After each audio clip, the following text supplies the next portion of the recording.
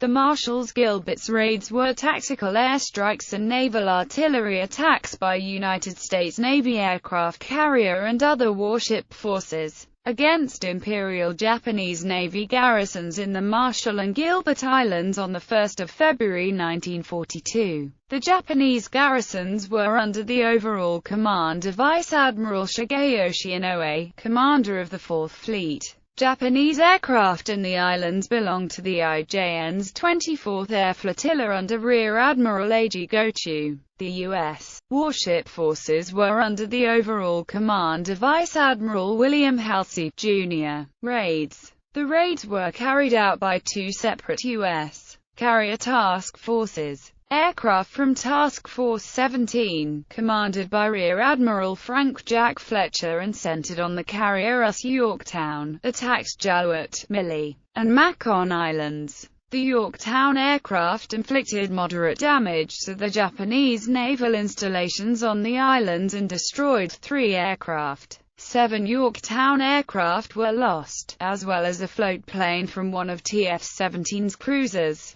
Aircraft from TF-8, commanded by Halsey and centered on the carrier US Enterprise, struck Kwajalein, Wathia, and Tarawa. At the same time, cruisers and destroyers bombarded Wathia and Tarawa. The strikes inflicted light to moderate damage on the 3 island naval garrisons, sank 3 small warships and damaged several others, including the light cruiser Katori, and destroyed 15 Japanese aircraft. The heavy cruiser US Chester was hit and slightly damaged by a Japanese aerial bomb, and 6 Enterprise aircraft were lost. TF-8 and 17 retired from the area immediately upon completion of the raids. Aftermath and significance. The raids had little long-term strategic impact. The IJN briefly sent 2 aircraft carriers to chase TF-16 and 17, but quickly abandoned the pursuit and continued their support for the ongoing, successful conquest of the Philippines and Netherlands East Indies.